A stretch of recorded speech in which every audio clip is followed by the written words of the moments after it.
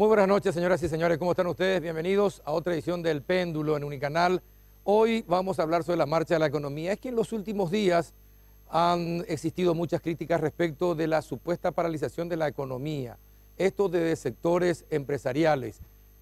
Las autoridades del gobierno, del Banco Central, del Ministerio de Hacienda y de otros sectores económicos del gobierno dicen que no es así. Al contrario, que las cosas, si bien no son tan rápidas como el año anterior o años anteriores, no significan ninguna paralización. ¿Quién tiene razón?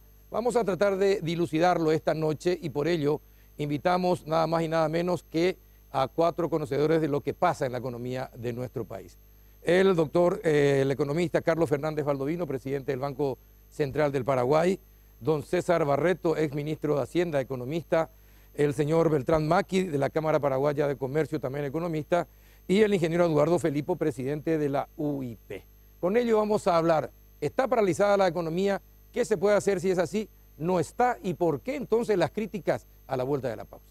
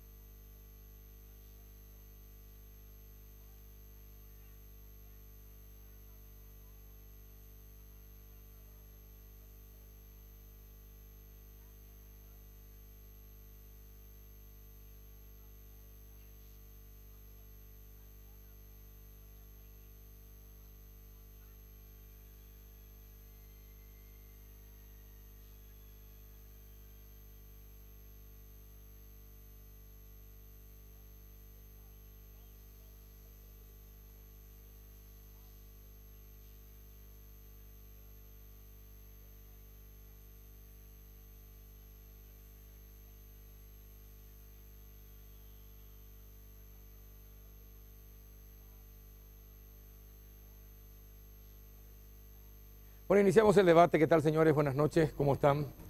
A ver, don Eduardo Felipo, para la UIP, ¿cómo está la economía? ¿Está paralizada? ¿No está paralizada? ¿Hace bien el gobierno las tareas? ¿No? ¿Cómo está? Antes que nada, yo voy a hablar como víctima, no como entendido en economía. Frente a estos monstruos que están acá, yo no voy a opinar de economía, pero sí voy a hablar desde la posición de la víctima. Esta tarde, para poder hablar con algún poco más de certeza de lo que estamos hablando, hice correr un WhatsApp entre las principales empresas y todos están entre 25 y 30% menos de facturación. Yo no sé si eso es economía parada o qué es, no lo puedo decir porque no me corresponde a mí, pero de que se está facturando menos en todos los rubros de venta de productos, desde domisanitario, estaba hablando con Esteban Moradito ahora antes de entrar acá, desde un domisanitario hasta tejas, cemento. Llamar por teléfono a INC y pedirle 50.000 bolsas y te dicen pase a buscar mañana.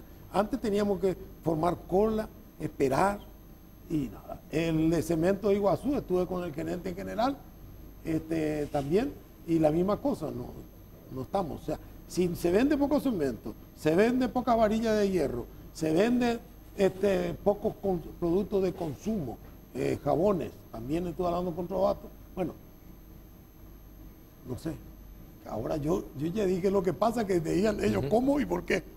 En el sector financiero, don Beltrán Maqui, ¿cómo está la situación?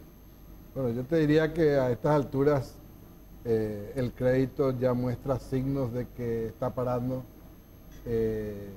Hay indicios de morosidad no solamente en el sector financiero, sino en el sector comercial también la morosidad está elevándose, y eso refleja un poco lo que Eduardo nos decía, ¿verdad? Yo creo que en pocas palabras parecería que encantamos la inversión extranjera, nos olvidamos un poco del inversor local, pero sobre todo nos olvidamos bastante del consumidor local, y creo que ese es el mensaje que falta instalar, ¿eh? El consumidor local está perdiendo de alguna manera confianza y eso hace que consuma menos. Don César Barreto. Y mira, lo que nosotros, aquí estoy yo por Desarrollo en Democracia, Sí. digamos, ¿verdad? Hemos hecho un análisis hace unos días atrás que lo hemos presentado al público. Y lo que encontramos es una mezcla de varias cosas, ¿verdad? Hay sectores que le está yendo bien, que en línea un poco con lo que se había proyectado para este año, sectores importantes como el sector agropecuario, por ejemplo, y prácticamente toda la cadena relacionada con el sector agropecuario. Le está yendo bien a la construcción privada, o sea, siguen proyectos de construcción prácticamente en todo el país, ¿verdad? Hay proyectos más y menos importantes en todos lados.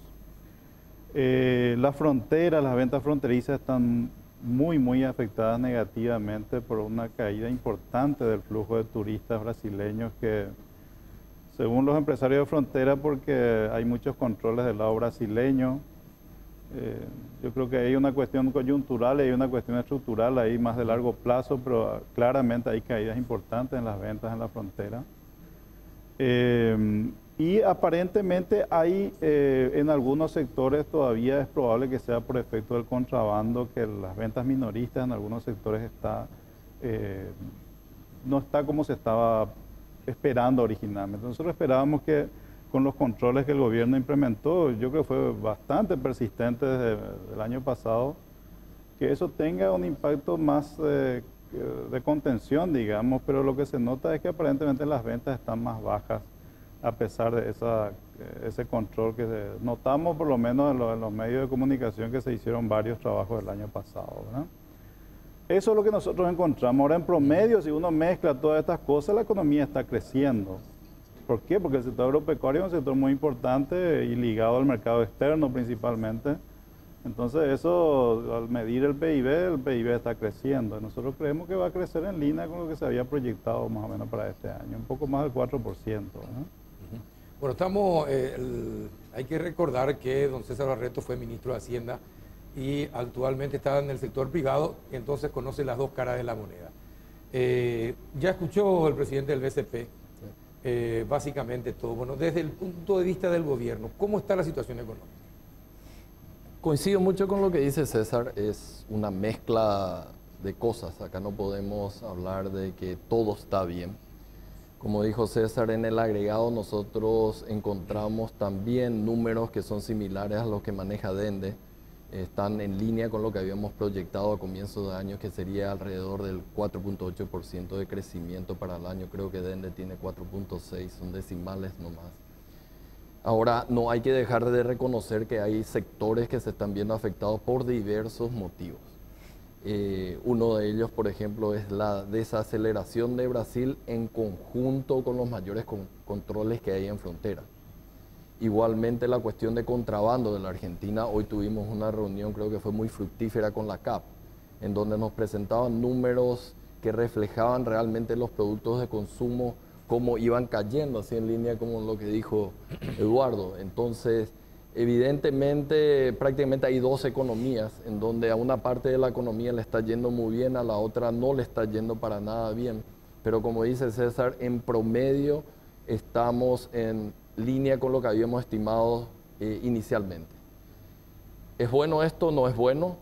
¿Podemos ignorar algunos sectores tan importantes que no le está yendo bien? No, creo que no, y creo que hay que implementar algún tipo de política, digamos, para tratar de fortalecer estas debilidades que estamos teniendo ahora. Ahora, Gladys Venegas hoy decía en la reunión, gente del Ministerio de Hacienda del BCP y economistas y periodistas de esta siesta, decía cuánto de lo que pasa actualmente en el país es consecuencia externa y cuánto es consecuencia interna. A ver, ¿qué se puede decir al respecto? ¿Cuánto es de afuera y cuánto es interno? Complicado de decir, porque dependiendo de los sectores, digamos, todos los sectores que están afectados por el consumo o que se ven afectados en la parte de productos de consumo, evidentemente son efectos de lo que nos tira la Argentina con sus, digamos, precios artificialmente bajos que tienen y devaluaciones competitivas que están teniendo. Y también todo lo que es el comercio de frontera claramente es una cuestión exógena, que es la cuestión de, digamos, Brasil con su desaceleración. Deben haber algunos componentes internos, evidentemente hubo mucha protesta con relación a las obras viales que ahora se están normalizando más. Pero creo que la mayor parte de los números que hoy nos presentaba la CAP, por los productos que yo estuve viendo, si tengo que decir un 80% por lo menos son cuestiones externas que vienen derivados de las políticas argentinas. Es decir, 80% de contrabando. No, estoy diciendo el 80% de los productos que son afectados. Perfecto, que tienen pero los son productos argentinos son de contrabando. Sí, son claro, de contrabando. Claro, es una política, que es lo que estamos discutiendo hoy, la cuestión de, bueno, cómo combatir eso. Y bueno, hay que tener cuidado en el tipo de política que uno proponga, porque por lo general cuando hay una desaceleración del consumo, lo ideal sería, en condiciones normales, es que digamos, la política monetaria, por ejemplo, reduzca las tasas de interés. Pero en este caso la disminución del consumo de productos legales se está dando por un mayor contrabando de la Argentina, entonces el tipo de respuesta que tenemos que dar a eso es muy diferente a lo que se daría en condiciones normales. ¿El tipo de respuesta no es el adecuado, ingeniero?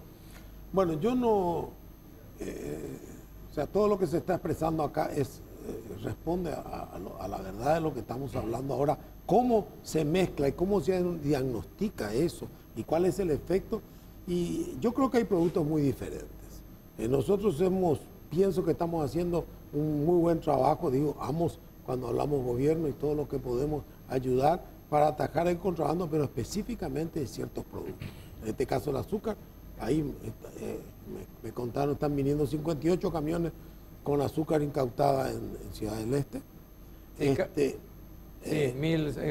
Casi 2.000 toneladas. O sea, el tema del azúcar, y eso se va a ver inmediatamente cuando comience la zafra, hasta dónde el efecto de ese contrabando. Ahora, hay un montón de otras cosas que no es una respuesta directa con el contrabando. Yo me animaría a opinar, y que me corrijan por favor si es que estoy equivocado. Yo le echo mucho también la culpa a los Black Fridays, que se abusó de ellos y ahora hay que pagar la cuenta. Le echo también la culpa a que la gente está temerosa. Todos conocemos y coincidimos que el empleado público es un actor importante en la economía. Y el empleado público ahora se lo ve preocupado. Se le fue el segundo sueldo, a veces se le fue el tercer sueldo, hay gente que no sabe si va a estar o no. De repente esa gente está temerosa y está contribuyendo menos.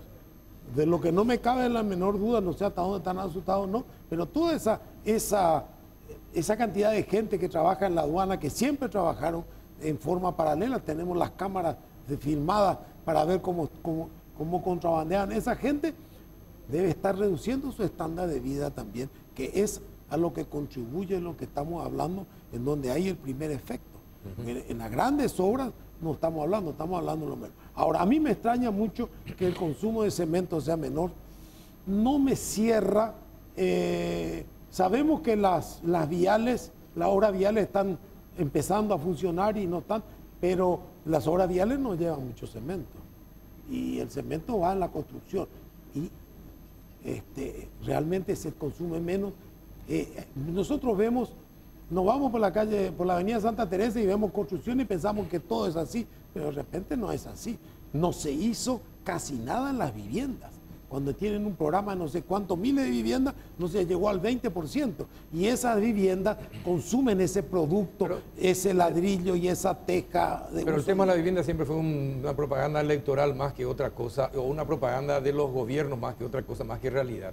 Porque se prometen 15.000, 18.000, ahora 29.000, y generalmente no se construyen ni 5.000. Y si se llega a 2.500 ya es mucho, hasta se puede hablar de un éxito.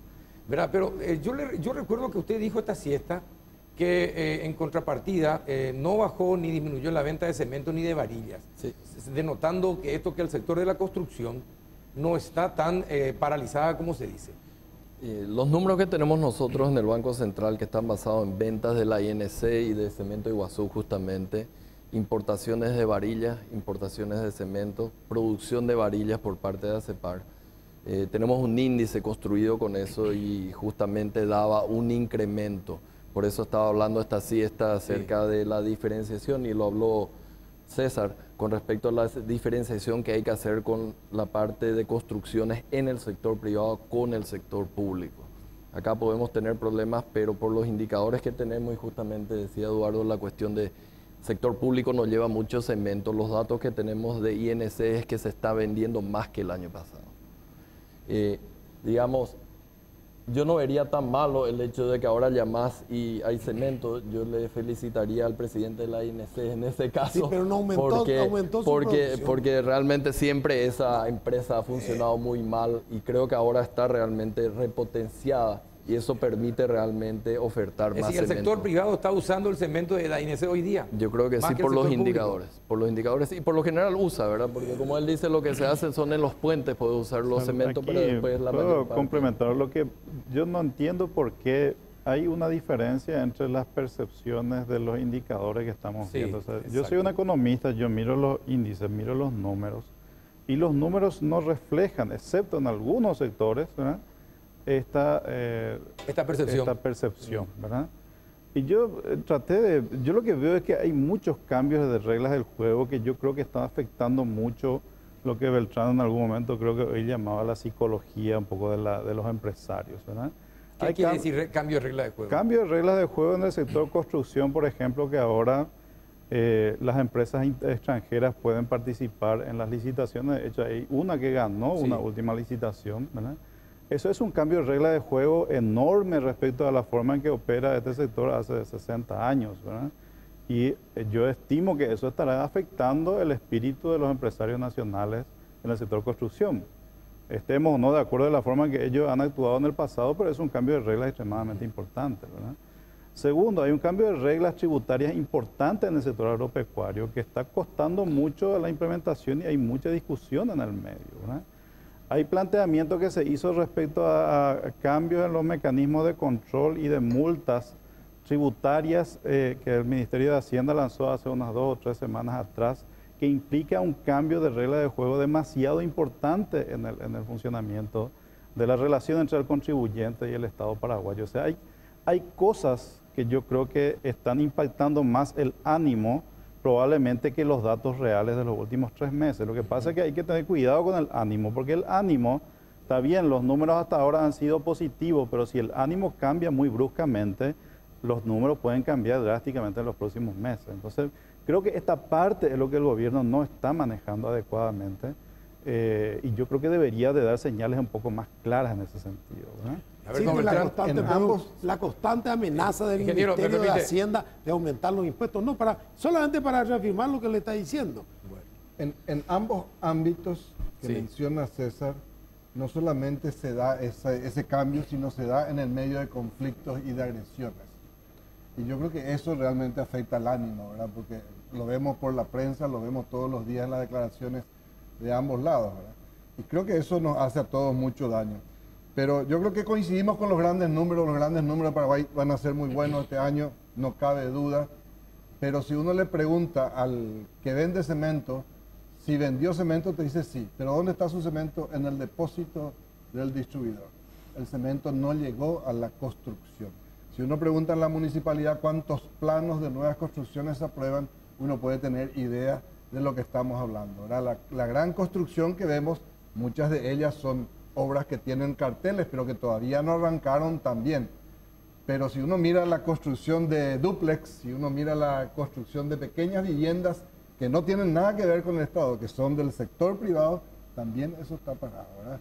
Nosotros cuando recogemos un poco opiniones de nuestros asociados, vamos un poco a escarbar un poco más en el detalle y creo que hay una señal que tenemos que reconocer y tenemos que hacer algo, ¿verdad? Lo peor sería quedarnos a esperar que suceda esto, que los ánimos vayan decayendo aún más y que la inversión privada local y el consumo local lleguen a caer tanto que nos cueste recuperar en lo que resta del año por lo menos este ánimo, ¿verdad?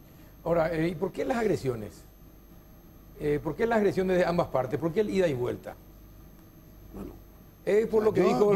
yo me refería a la constante amenaza que realmente este gobierno entró por la pata izquierda cuando empezó a decir que todos somos ladrones, que todos son sinvergüenza. Después volvió a preguntar, yo, no, vos no, pero todos los empresarios, o sea, ya comenzamos mal. Bueno, eso fue amainando, pero seguimos nosotros en las conversaciones que tenemos, muy amables dentro de todo, porque al final todos somos amigos, con Germán, con Marta, pero siempre ellos están como, pues nosotros somos ladrones, o sea, por supuesto, el empresario, todos sabemos que hay de todos los tipos de empresarios, pero no nos gusta que nos masifiquen. Entonces, ahí es donde viene, pero por debajo de las agresiones hay realidades. El tema de la prejudicialidad, que hay que reconocer que en todo el mundo es más o menos así, pero este no es todo el mundo, este es Paraguay. Nosotros sufrimos aquí dictadura, nosotros sufrimos conjuntas y sabemos lo que son la venganza política. Entonces, cuando vos le vas a dar una arma, como es el hecho de que un fiscal de cualquier especialidad pueda venir a vos y decirte, ¿sabes qué? Según me dijeron, tu declaración de impuesto a la renta personal, ojo, no es para la empresa, para todos. Tu declaración de impuesto a la renta personal no me gustó cuando vos deduciste el saco que te compraste, porque no es un saco sino una bolsa. Así que vamos a lo penal. Entramos en lo penal antes de discutir lo económico. Eso afecta el espíritu, eso afecta. Hay gente, nosotros, iba a decir, somos más jóvenes, ¿no? Somos más locos y somos más agresivos, pero tal vez no sentimos eso. Pero la persona, hay gente que está cuidando y que de repente tiene ahorrado algo que hasta no puede lo puede haber ahorrado a través de cualquier tipo de trabajos no santos, y ese tipo está asustado. Pero ingeniero, en el tema de la prejudicialidad, así como se puede desconfiar de los fiscales, se desconfía de los funcionarios administrativos de la Secretaría de Tributación. Y entonces no hay garantías, garantías de nada en ese sentido. No, vos tenés hoy existe un largo proceso para demostrar que sos un evasor. Él te agarra tu balance, vos les discutís, te dice como esto, inclusive hoy se hace más por internet, no con contacto personal, lo cual es perfecto. Vos tenés, y después de mucho tiempo de discusiones, recién vos podés pensar en que te vas a lo contencioso administrativo y suma y sigue. Ahora no, ahora un funcionario sin vergüenza del Ministerio de Hacienda, que porque le ganaste vos las elecciones para presidente de la seccional, te arma un despelote y te mete preso en 24 horas. Yo creo que no solamente es la agresión, digamos, en el sentido de, sino nosotros estamos acostumbrados a participar de la construcción del cambio de las reglas del juego, a discutir. Pareciera que hoy no se puede opinar. Las normas se hacen en secreto y de lo que nos enteramos por la prensa y cuando ya fue al Parlamento el proyecto de ley para cambiar tal norma. Entonces, realmente las normas pueden ser perfectibles desde la experiencia del sector privado. El sector agropecuario, por ejemplo, está sufriendo hoy esa consecuencia. El negocio agropecuario se ve afectado por no hacer algunos ajustes en la norma. Esto que Eduardo nos plantea, ahora tenemos unas multas que se van a establecer de 21 millones de guaraníes por no emitir una factura. Y una multa de 21 millones de guaraníes para una despensa significa la muerte de por vida, ¿verdad? O sea, hay cosas que hay que discutirlas un poco más y que tienen que ser pensadas un poco más. Y creo que nosotros desde el sector privado podemos aportar mucho en una mesa de diálogo para que este proceso sea mucho más fluido y que podamos trabajar en condiciones normales, no esta constante discusión pública. Permíteme dar un ejemplo no quiero ser el pelota llara, pero ¿sabes? IPS aprobó una resolución con el voto en contra de nuestros representantes, en el cual te va a cobrar, si vos te atrasás para presentar la planilla IPS, 15.000 guaraníes por día, por persona y por día de atraso. Para una empresa chica y mediana, que se atrasan porque se atrasan, a lo mejor, ni siquiera porque no tienen plata, sino porque entró mal en la planilla, le puede representar un montón de plata. Y ¿sabe qué hace el otro mes? Ya no presenta más nada. Y se va al negro otra vez. Lo estamos sacando del negro a la gente con un esfuerzo terrible. Y nosotros ahora, apareció la psicosis de las multas, que es, ya es una psicosis. Si lo hace el IPS, si lo hace Hacienda y lo hace, ya es una psicosis. Espero que Banco Central no lo haga tampoco, pero no puede ser. Pues. ¿Por qué no hacemos paulatinamente y vamos creando la nueva cultura de la legalidad y de la realidad? Ahí es donde están patinando feo. A ver, desde el punto de vista del gobierno, ¿qué dice a todo esto que acaba de escuchar el presidente del SCP? No quisiera opinar de otros ministerios, ¿verdad? Pero ya suficientes rounds de tongueo tuvimos con la Asociación de Bancos, porque realmente nosotros creemos en el diálogo, creemos justamente, puede haber gustado o no finalmente lo que ha sido la resolución que estuvimos discutiendo, pero creo que ha sido un proceso extenso. Yo creo que no quita para nada que el hecho de que el gobierno dialogue con todos los sectores. Por eso nos pareció importante hoy dialogar con la CAP, porque reconocemos nosotros que realmente nos fijamos mucho en lo que dice César, los índices, pero es muy importante para nosotros también la percepción, la expectativa de la gente para no entrar en esto que dice César de una espiral que finalmente lo negativo se realice en el tiempo. Entonces, creo de que, bueno, es una buena medida esto de discutir y finalmente, bueno, hay que tomar las decisiones, ahí podrá gustar o no, pero hay que dar la oportunidad para opinar. No veo nada de malo en eso. Bueno, vamos a ir a la pausa, a la vuelta. ¿Quién es responsable de la situación actual? ¿O cuánto de responsabilidad tiene el sector privado y cuánto el Estado? Le vamos a consultar a los panelistas. Ya volvemos.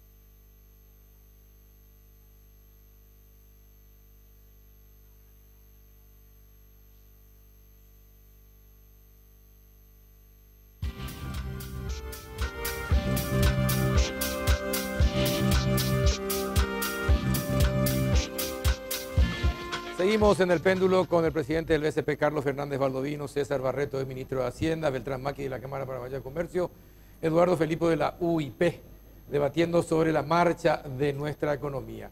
De la situación actual, ¿cuánto de responsabilidad es del sector público y cuánto es del sector privado? Por ejemplo, vamos a comenzar. Lanzo la primera piedra. Me decían algunos economistas que, por ejemplo, en el sector financiero se relajaron los controles en cuanto a la medición de los créditos que se conceden. Es decir, antes eran más exigentes a la hora de conceder y la calidad de la exigencia de los créditos se relajó. ¿Es cierto o no es cierto? La morosidad tiene, esa morosidad que usted dijo al inicio que aumentó, ¿es consecuencia de eso, de esa alta disponibilidad tenían de recursos y el relajamiento de los controles en cuanto a la calidad del crédito que conceden? Bueno, yo diría que es difícil opinar sobre la generalidad o sobre la particularidad. Yo lo que creo es que el crecimiento, tuvimos un crecimiento importante del crédito, producto de crédito de consumo, ha tenido un crecimiento importante. Sí. Hemos llegado a sectores donde antes no se llegaba, hemos bancarizado a un montón de gente. Hemos tenido aumentos de salario importantes en el sector público, eso automáticamente hace que el crédito a esos sectores aumente. Y cuando se da una situación de estas, donde hay una sensación de que se está parando la economía, lo primero que sale a la luz es la morosidad, ¿verdad? Y yo creo que hoy todavía nosotros estamos en morosidades muy bajas, quizás hasta es una exageración decir que estamos ante un aumento de la morosidad, pero los que miramos un poquito más adelante vemos con preocupación, ¿verdad? Hay señales de que la morosidad puede aumentar si es que no logramos revertir esta situación que hoy tenemos, ¿verdad? Pero ¿cuánto de eso, del aumento de la morosidad, es que los riesgos, bueno, no se han tenido en cuenta ciertos riesgos? Es decir, la calidad del análisis de riesgo de los clientes no es tan fuerte como antes. Yo diría que es muy difícil tu pregunta. Yo no creo que se hayan relajado los sistemas de análisis de riesgo. Sencillamente estamos ante una situación que ha cambiado las condiciones de la economía, ha cambiado la condición de los deudores y tenemos que ser conscientes de que eso impacta finalmente en la calidad del crédito y termina en morosidad mayor, digamos. Ahora, si uno mira de todo esto que estamos hablando, cuánto es responsabilidad del gobierno, y como dice Eduardo, para nosotros todo es responsabilidad del gobierno, a pesar de que hay factores exógenos, ¿verdad?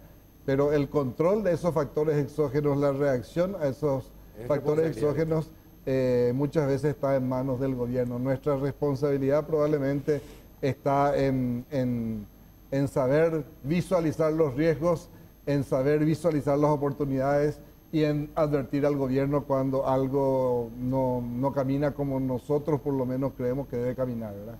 Y sentarnos a dialogar sobre cómo enfrentar esta situación. Ingeniero. La verdad es que, y no creo que todos coincidirán conmigo, nosotros no seguimos sin tener un ministro de Economía. No quiero más ministerios, pero tenemos que tener alguien que tenga la película total y que tenga la opinión sobre los temas. El Banco Central hace una muy buena labor, pero ellos tienen bien claro y definido lo que tienen que hacer. Y el ministro de Hacienda también tiene que caja, cobrar y pagar. Pero ¿quién piensa en lo que estamos hablando nosotros? Esto que estamos hablando nosotros necesita uno tener una evaluación de esto, la evaluación del crecimiento, la evaluación de los productos, porque de repente también hablamos acá, los números que le extraña a César, son todos números de 2 o 3 meses atrás. Yo estoy hablando de lo que ocurrió en los últimos 30 días.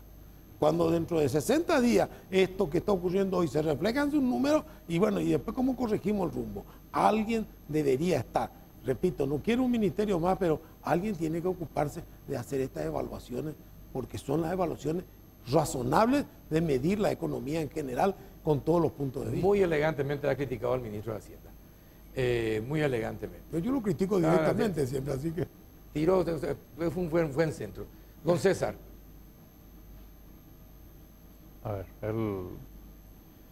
Yo creo que hay que separar un poquito las cosas de vuelta, porque es difícil entender la generalidad, porque de vuelta hay sectores que están más afectados negativamente, otros que no, ¿verdad?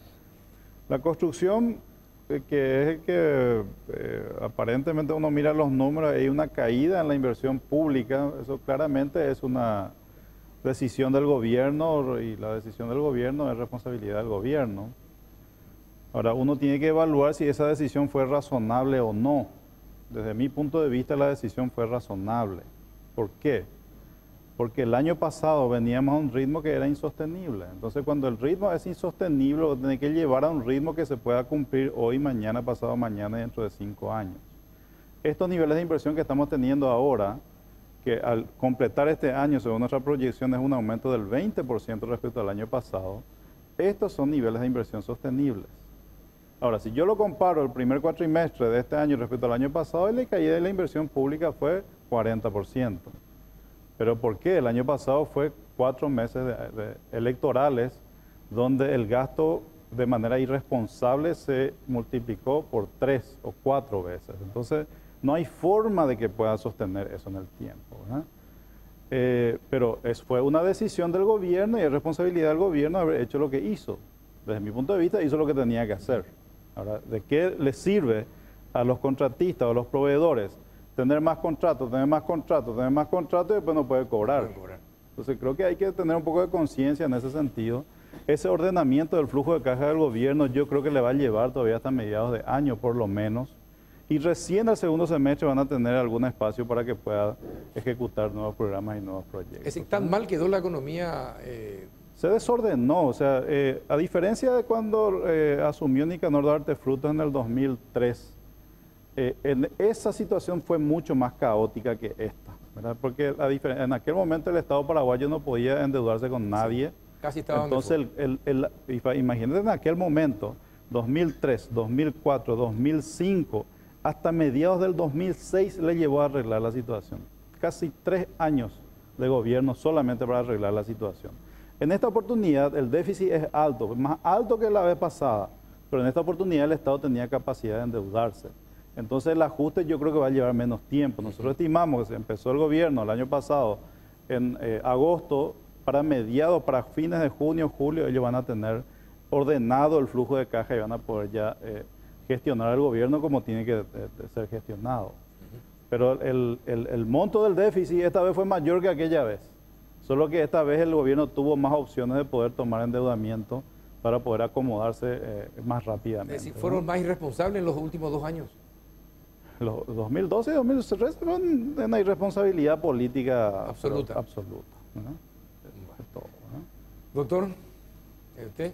No, solamente quería puntualizar que más que preocuparme el deterioro, digamos, del crédito por parte de los bancos, a mí lo que me preocupa es el deterioro del crédito por parte de entidades no bancarias, no financieras, principalmente lo que son las casas de venta de electrodomésticos. Yo creo que por ahí vino lo que habías hablado del Black Friday, el abuso del Black Friday. Mucho de eso no vino por crédito de bancos, parte vino por tarjeta de crédito, que sí vemos un deterioro en la calidad del crédito que se dio ahí, pero mucho vino de forma directa por estas casas que en lugar de ser de electrodomésticos son realmente casas de crédito. No le interesa la venta al contado de estos productos, sino la venta a crédito. Y esa cartera es la que vemos que se está deteriorando mucho más rápidamente. ¿Quién es culpable? Y bueno, acá siempre es como en la corrupción, el que da y el que toma. Entonces acá en el deterioro de la cartera de crédito, bueno, el que da y el que toma, por lo generalmente son responsables de lo que está pasando ahora. Pero en contrapartida, ¿qué puede hacer un gobierno para contrarrestar esa situación, teniendo en cuenta a lo que se llega finalmente? Es difícil, o sea, yo coincido totalmente con el análisis de César, la cuestión de cómo quedó la caja del gobierno cuando toma el gobierno. Realmente es cierto, ya estamos cansados de culpar al gobierno parece anterior, una excusa así permanente, pero realmente demora, o sea, lo que me va a demorar son 6 semanas, yo no puedo salir a correr ahora con la pierna que tengo a las 3 semanas, demora su tiempo, como él dijo, demoró casi 3 años con Nicanor Duarte Fruto, y tal vez lo que no hubo buena comunicación es cuánto tiempo esto iba a llevar sanar, antes de empezar a ver realmente lo que son las políticas del gobierno. Entonces creo que falta ahí ser un poco más claro, bueno, vamos a arreglar hasta tanto, porque esto no se arregla en 3 meses, no se arregla en 6 meses. El agujero realmente era bastante grande, entonces costó empezar a mover la maquinaria del Estado. A ver, Como Bertrand. una reflexión quizás de más largo plazo, nos queda la experiencia de la transición. Una transición con cambio de color denota que tenemos que fortalecer las líneas más técnicas del gobierno, que sean permanentes y que nos cambien con los cambios políticos, por ejemplo. Porque si en el próximo cambio de gobierno nos toca de vuelta un cambio de color o nos toca una situación algo conflictiva, y lo que podemos esperar nuevamente, y estamos cansados de ver a la economía paraguaya caer y rebotar, ¿verdad?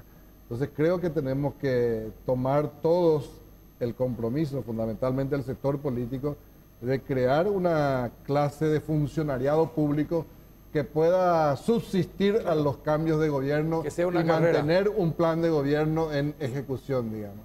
Pero aparte del desajuste de caja que se habla acá, también hay que tener en cuenta la psicosis que se creó de que los del gobierno anterior robaron todo y los nuevos tenían que poner la casa en orden. Y perdieron más tiempo en ver dónde robaban y cómo robaban, y al final no veo a nadie preso. Perdieron más tiempo en eso que en ponerse en marcha. Y hoy tenemos ministerios que no han hecho absolutamente nada ¿Como con cuáles, por respecto a la ejemplo? obra. Y la obra del Ministerio de Salud, esas obras, la obra del IPS, están todas trancadas. ¿Se refiere a los hospitales que iban a construir? Claro, lo que estaban construyendo y se pararon. Ese tipo de, es así, todo ministerio tiene obras de uno u otro tipo. Y esos, yo creo, no tengo los elementos, pero agrego al tema de que, por lo que leíamos en los diarios, porque lo que uno comentaba, nos pasamos viendo qué es lo que pasó, cómo arreglar, cambiar la gente nueva. Ese es otro de los temas que algún día tenemos que resolver, que es parte de lo que dice él. Vamos a ponernos de acuerdo y debe decir, ministro para abajo no se cambia nada, porque si no, cada uno no, hasta que aprende. Ahora, pero si está en la caja vacía, ¿cómo? Usted que fue ministro de Hacienda, usted que es presidente del BCP, si está en la caja vacía, ¿cómo continuar con obras que no tienen fuentes, recursos para financiamiento, no tienen respaldo? ¿Y cómo hacer si el ministro de Hacienda que ingresa no tiene un peso? Bueno, y ese fue el problema, pues. Lo que pasa es que yo creo que ellos digo, por el gobierno que asumió, no sé si valoraron adecuadamente el inicio con el cual partían, digamos, ¿verdad? Entonces, uno recibía planes, o sea, presentaban planes que eran muy ambiciosos y no se correspondía esos planes con lo que uno veía que estaba en la caja. Entonces, al final, resulta ser que los planes quedaron ahí, como hace un año atrás, y se pusieron a tener que arreglar lo que encontraron, ¿verdad? Entonces, hasta hoy, lo que le estamos reclamando de los planes, ¿qué pasó con los planes? Y los planes no pueden entrar a implementarse hasta ahora porque todavía no se terminó de arreglar todo. Es una realidad, o sea, yo aquí no estoy criticando a nadie, pero es lo que uno observa que ha ocurrido, ¿verdad? Entonces, todas las expectativas estaban ancladas en base a unos planes que se habían presentado que después al final resultó que no era viable su implementación por dificultades de caja. Creo que es una grave falta de comunicación de parte del gobierno no haber contado esa realidad. Totalmente. Es decir, y dejar que las expectativas sean muy altas respecto de lo que encontraron en caja. Usted como presidente del BCP, ¿es así, no es así? ¿Cómo es? Sí, creo que el agujero era más grande, ya lo dije, más grande de lo que se pensaba inicialmente. La verdad que asumo de que una vez que un ministro se sienta en la silla recién va a tener toda la información como para evaluar. Pero yo soy un poco más positivo y quisiera referirme a algo que habló Bertrand un poco para el futuro. Lo fundamental que es esta ley de responsabilidad fiscal. Porque esto le ata a futuros gobiernos a que no ocurra lo mismo que en 2012, 2013. Ahí no vamos a tener incrementos salariales del 20, del 30, del 40% para la gente. Entonces tal vez vamos a seguir cambiando ministros, pero el hecho de tener este instrumento es fundamental para mantener la solvencia de del fisco de acá para adelante y va a ser muy importante de acá a futuro. Bueno, me tengo que ir a una nueva pausa. A la vuelta, ¿qué podemos hacer para cambiar la situación? Para que esa sensación que se tiene, esa percepción que se tiene de que todo está mal, cambie si no es así. Y si efectivamente las cosas están mal, ¿qué hacer para volver a lo positivo? A la vuelta de la pausa.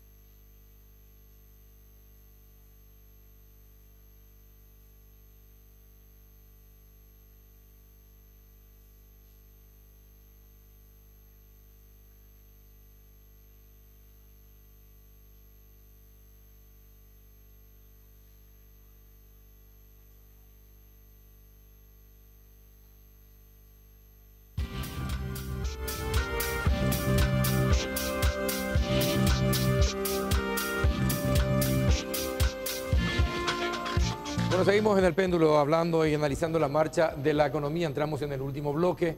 Bueno, ¿cuáles son las expectativas? ¿Qué es lo que podemos hacer para mejorar la situación, para que se cuente toda la verdad económica desde el gobierno o no?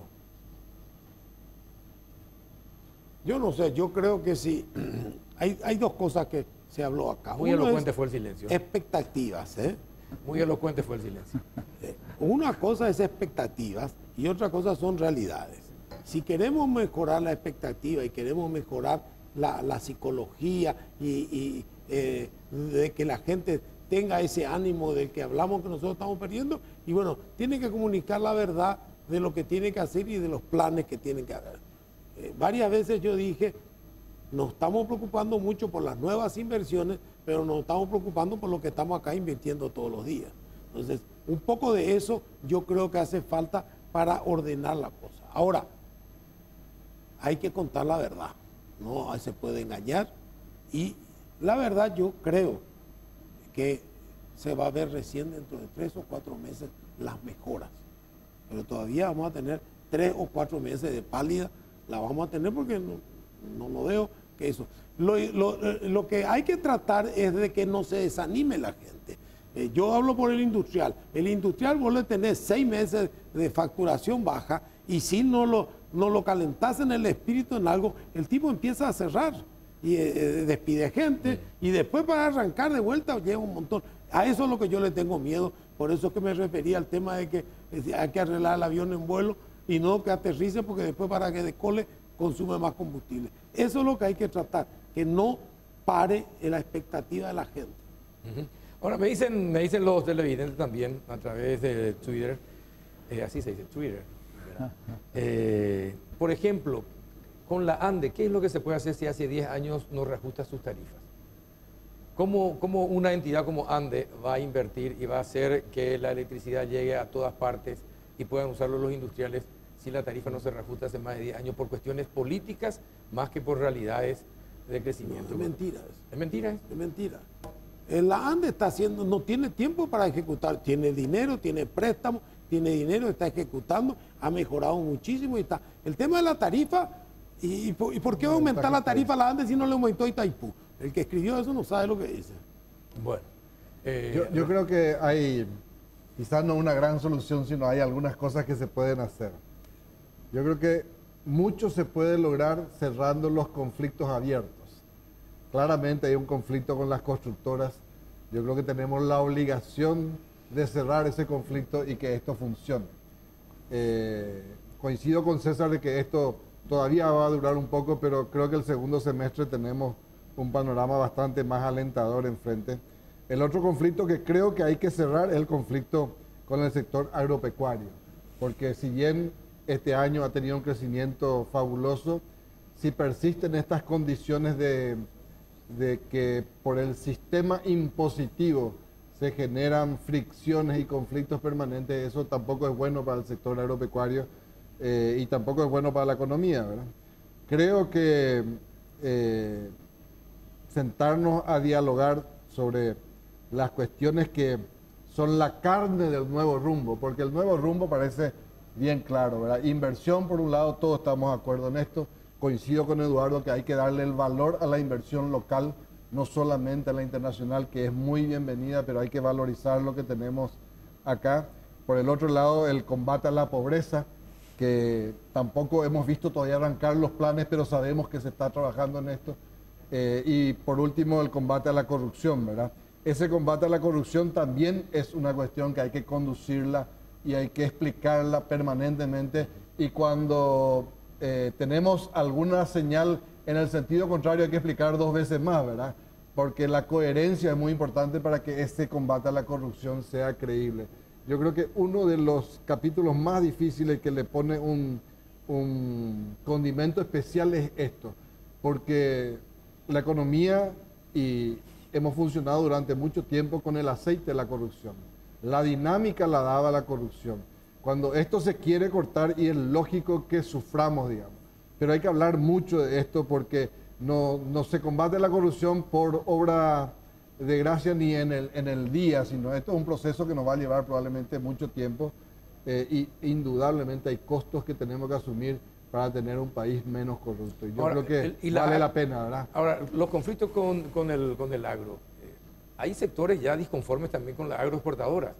Embolsan millones y millones de dólares y su contribución, dicen ya de sectores allegados también, es muy poca. Entonces, los conflictos se van a cerrar cuando todos digan, yo también tengo mi cuota de responsabilidad y debo aportar más. No solamente porque el otro le exige. Completamente de acuerdo. Yo creo que ahí hay un consenso nacional casi, nadie está discutiendo eso. Lo que pasa es que uno tiene que sentarse a conversar sobre la mesa y poner sobre la mesa concreta los puntos de vista. ¿Y por qué es tan difícil bajarle a los agroexportadores en la mesa, sentarlos y acordar que contribuyan más?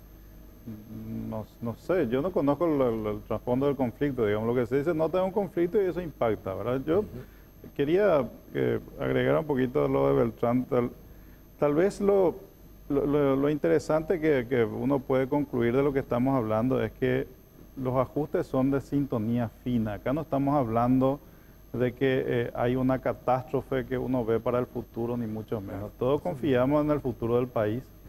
Es muy claro que Paraguay va a ser uno de los países que más va a crecer en los próximos años en América Latina. Sean 5 o 6% de crecimiento, pero vamos a estar seguro alrededor del 5%. Lo que nos hace falta son estos ajustes de sintonía fina, de mejorar el ánimo de los empresarios locales, incorporar adecuadamente la inversión extranjera, avanzar con las reformas de una forma gradual. Yo sé que obviamente tenemos que eliminar la corrupción, hay muchas cosas que tenemos que hacer, pero no sé si podemos hacer todo al mismo tiempo, vamos a ir por partes, ¿verdad? de tal forma que la economía siga funcionando en el proceso que vamos transformándolo. Pero si todo es tan urgente, ¿por dónde es la prioridad? Y hay que elegir aquel que tenga más impacto en el objetivo. Yo creo que esa es la prioridad. De vuelta, pero es sintonía fina. No estamos hablando de grandes ajustes aquí. La diferencia por ahí es otros países vecinos donde para ellos de repente hay un cambio de modelo en el futuro. Para nosotros vamos a ajustar un poquito las cosas para que sigamos creciendo a un ritmo importante como venimos de hace 10 años. ¿Verdad? Bueno, expectativas, la verdad que es difícil, es todo un arte esto de manejo de expectativas, pero creo que hay 3 puntos que a mí me gustaría resaltar con respecto a cómo podemos mejorar expectativas. Uno es diálogo. O sea, yo creo que no tenemos que tener miedo a sentarnos, sector público, sector privado, a dialogar. Se van a tomar, como dije, decisiones después, pero el diálogo no quita nada. Hay que saber escuchar, hay que saber hablar. Segundo, información. Creo que necesitamos mostrar más los números, ¿sí?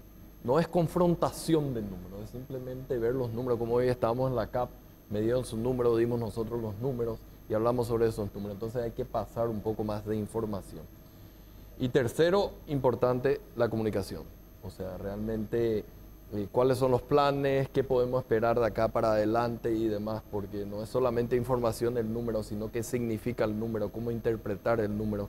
Eso es importante. Son 3 patas que yo creo hay que usar agresivamente, abusivamente, para llegar a cambiar las expectativas. Que coincido con lo que dice César, porque hoy justamente en la CAP, al final de todo, empezaron a decirnos, bueno, ¿y cuánto vamos a invertir? Y cada uno empezaba a decir, o sea, la gente sigue apostando a lo que es el Paraguay, no solamente los extranjeros, sino también el empresariado nacional. Y eso es muy importante. Unos ajustes de sintonía fina y este país vuela, está en muchas mejores condiciones que muchos países de la región.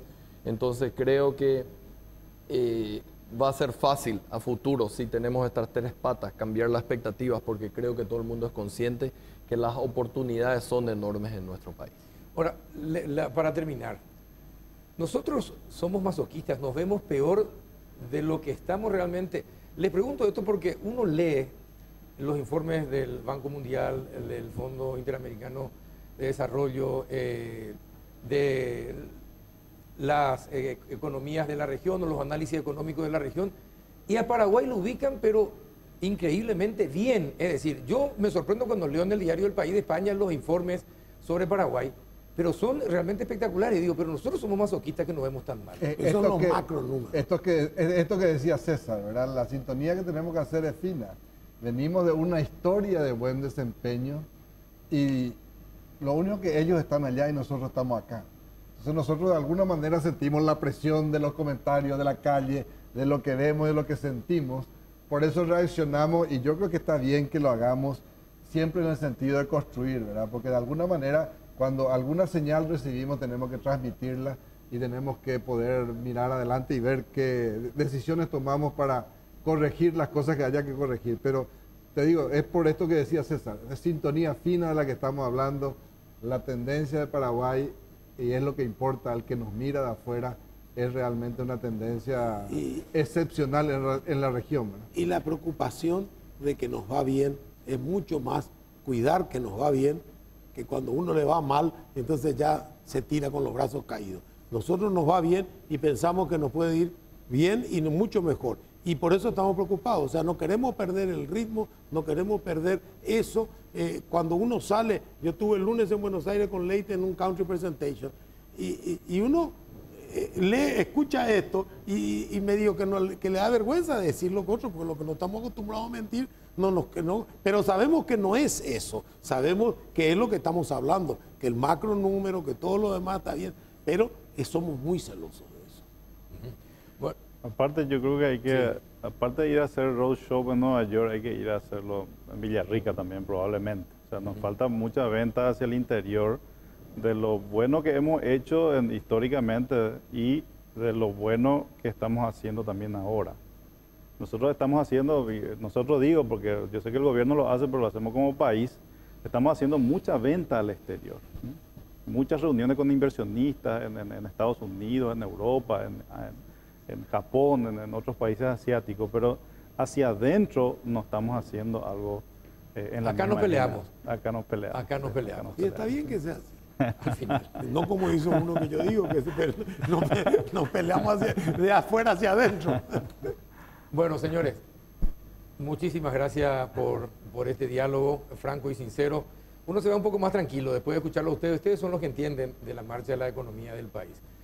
Son optimistas, dicen que las cosas no están tan mal, que al contrario, Paraguay va a seguir creciendo y que con finas sintonías, con ajustes en la comunicación, con el diálogo, estas pequeñas escaramuzas, sector privado, sector público, pueden desaparecer. Bueno, ojalá sea así, cuanto más rápido mejor. De nuevo, muchas gracias por la presencia y a ustedes por acompañarnos en sus casas.